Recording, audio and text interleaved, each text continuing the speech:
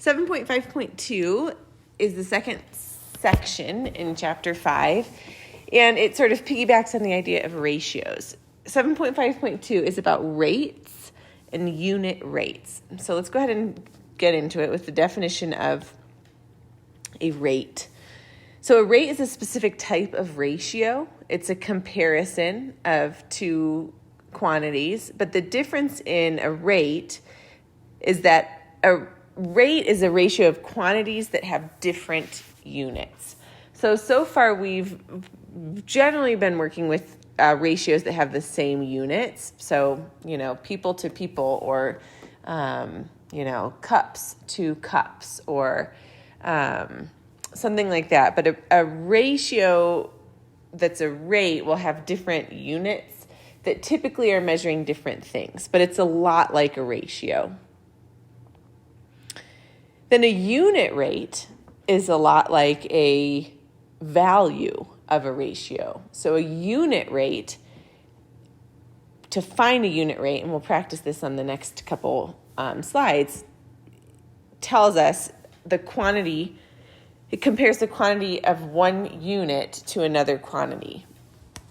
But what this really means is that we use the fraction bar to divide to get an exact value comparing one unit in the ratio to another unit in the ratio. A lot of times you're going to see these as like speeds, miles per hour, meters per second. They give us an exact quantity, 35 miles per hour. That's 35 miles per 1 hour, right? We could say 70 miles per 2 hours, but the unit rate would be to get it down to 35 miles per 1 hour. And we'll practice this. And finally, similar to what we saw yesterday, equivalent rates are like equivalent ratios in that they are the same unit rate. So if two things have the same unit rate, two rates are the same, their unit rates are the same, that means that they are equivalent rates. All right, so here's example 1. A nutrition label shows that a quarter cup of tuna has a half gram of fat. Okay, so half a gram of fat per quarter cup, or a quarter cup per half gram of fat. So either way, they're two different ratios, but we can use these ratios to talk about unit rates. Here's what the question asks. First, how many grams of fat are there for every cup of tuna? So what we're going to want to do here is write a ratio comparing these rates. We know that we are using grams of fat for, or per, which means each or divide, every cup, right? Because order matters, we're doing grams for every cup. So now that we set that up, we can plug in the values that were given in the problem. Grams is 1/2 per, erase that, per big fraction bar cup. So grams to cups, in terms of grams of fat per cup, is 1/2 to 1/4. And then just like we did with our ratios when we were finding the value of the ratio, we remember that this big fraction bar in between means divide. So what we're going to actually do is 1/2 divided by 1/4, because that's going to give us the actual unit rate, or the value of this ratio, by doing the division. And remember, when we divide fractions, we copy, dot, flop. So 1/2 divided by 1/4 becomes 1/2 times the reciprocal of 1/4, which is 4/1. And then we can cross simplify. 2 becomes 1. 2 goes into 4 2 times. Multiply straight across. 1 times 2 is 2. So 2/1, which is just 2. So how many grams of fat are there for every cup of tuna? Well, there are 2 grams per cup. 2 grams per cup. The other way that we could look at this if I erase all of this. The other way that we could look at this is kind of by doing a diagram. So let's say that we have, like if this helps you visualize it better, let's say that we have 1/2 a gram of fat, and this is per every 1/4 cup of tuna. But now the question asks, and this part that I just drew is given to us from up here, right? This is what's given to us in the question. Now we can sort of visualize this in a different way. If we look at the question, it's asking us how many grams are there for every cup? Well, we know how many there are for 1/4 cup. To make 1 whole cup, we need 4 quarters, right? So actually, I'm going to do this differently.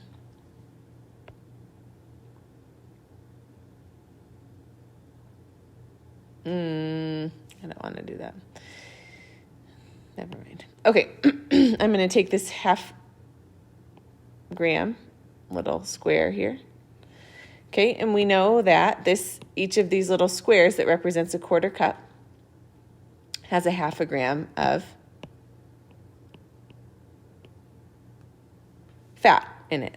So if we take 4 of these squares, because we know that there are 4 quarters in 1 cup, and each of them are represented, each of them contain a 1/2 gram. We know that these 4, 1, 2, 3, 4 squares represent 1 cup. So we know if we add up 1/2 plus 1/2 plus 1/2 plus 1/2, that gives us 2 wholes, or 2 grams of fat in 1 full cup of tuna. So that's just sort of another way to think about it. Now, then the second part of this question says, how much tuna for every gram of fat? Well, this just basically goes the other way. Now we're going to compare tuna, or cups, right, measured in cups, to grams of fat. So now our ratio is going to look like this: tuna to fat, or as we did it before, we would say cups to grams, because these are how they're being measured in this problem. Then we just plug in our values. So we know that there is a 1/4 cup of tuna for every 1/2 gram of fat. And in order for us to find the unit rate, we want to simplify this as much as we can, which means we're going to remember that this big fraction bar means divide. So we'll do 1/4 divided by 1/2. And to divide fractions, we copy, dot, flop. Cross simplify. 4 becomes 2, 2 becomes 1, and we get 1/2 for our answer. And remember, our answer is going to be cups per gram. So there's a 1/2 cup of tuna would equal 1 gram of fat.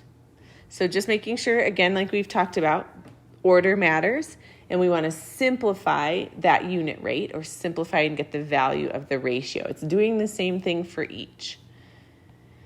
Example 2, we have an example using the Earth, and specifically the Earth's core. So here's what the question says. A jet of liquid iron in Earth's core travels 9 feet every 1/2 hour. So it's talking about this inside of the Earth's core. Okay, this is how fast the liquid is moving. 9 feet every 1/2 hour. How far does the liquid travel in 1 day? So there's sort of 2 pieces to this. In order for us to solve this problem, we're going to need to use this information. So this ratio, 9 feet every 1/2 hour, is what's going to be important. We also need to figure out how far the liquid travels in 1 day. Now the key here, and we talked about this yesterday, is in order for us to simplify ratios and to solve correctly, we need to have everything in the same units. So rather than saying 1 day, we should put 1 day into hours. And how many hours are there in 1 day? Well, there's 24 hours in 1 day.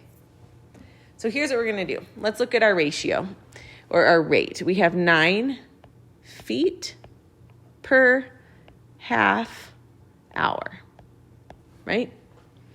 What we want to do is simplify this ratio and get it in a unit rate of feet per hour. That means we need to do the division, remembering that this big fraction bar means divide. So we'll do the division of 9 divided by 1/2. Copy, dot, flop. So 9 times 2 is 18 feet per hour. Now that's our unit rate, but that isn't what it asked us for. But we need to get that in order to solve the rest of the problem. So 18 feet per hour is our unit rate. So if it moves 18 feet in 1 hour, now we need to figure out how far it moves in 24 hours. So if it moves 18 feet in 1 hour, we need to multiply that by 24 hours because it's moving for 24 hours. So 18 times 24 gives us 432. So in 24 hours, the liquid has traveled, and it asks how far. So we're going to give our units in feet because that's how far, that's our distance. In 24 hours, this liquid has traveled 432 feet. So we find that by getting the unit rate and then by plugging in what we need, the unit rate for however many, hours or days or whatever you ask for. In this case, how many hours, to see how far the liquid has moved. All right, example 3. All right, here's example 3. It says you hike up a trail at a rate of 1/4 mile every 10 minutes. So that's our first piece of information. Then it says you hike down, so then you go back down the same trail. So if we have let's draw a little mountain. We've got our little mountain here. There it is. Yay. Okay, so if we sort of label this, I find it helps to label. Going up, your rate is 1/4 mile per 10 minutes. Miles and minutes. Okay, so that's going up, and then it says you're going down at a rate of 5 miles every 2 hours. And then here's what the question asks. How far do you hike uphill in 3 hours? And how far do you hike downhill in 3 hours? So this is kind of a 2-part question. We need to find different unit rates and then convert them to find 3 hours at that rate. So let's start with uphill. Okay, so the first problem is asking us about how long it takes us to hike uphill in 3 hours. So we know that our rate here for uphill is 1/4 mile per 10 minutes. But let's go ahead and change that because our answer, they have asked us to give in hours. So we know that 10 minutes is 10 minutes out of 60 minutes, right? Because this would be out of 1 hour. So 10 minutes over 60 minutes is 1/6 of an hour, right? So we can sort of change that to a fraction. So now we have 1/4 mile per 10 minutes or per 1/6 of an hour. So to find the unit rate now per hour, we divide.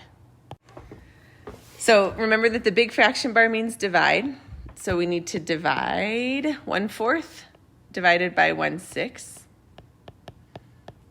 And when we're dividing fractions, copy, dot, flip. You can cross simplify here if you want. I'm just going to multiply straight across. 1 times 6 is 6. 4 times 1 is 4. So 6 over 4, and we can simplify that to 3 over 2.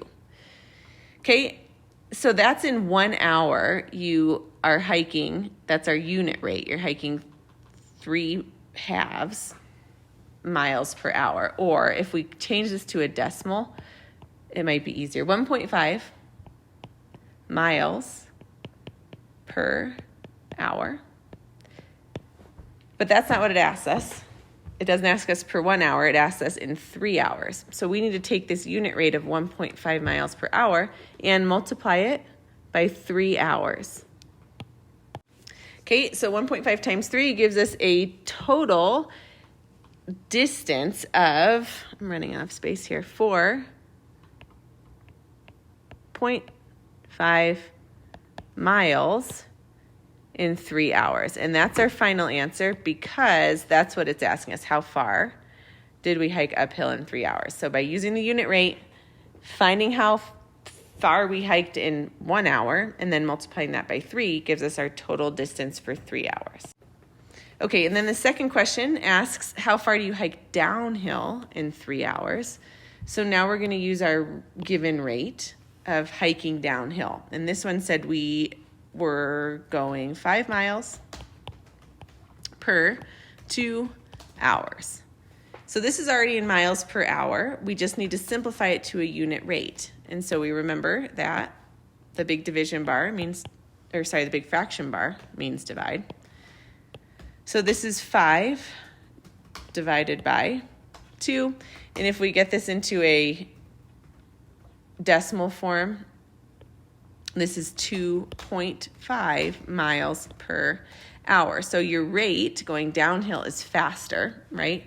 Going uphill, you were going 1.5 miles an hour, and downhill, you're going 2.5, which makes sense because usually you go faster downhill.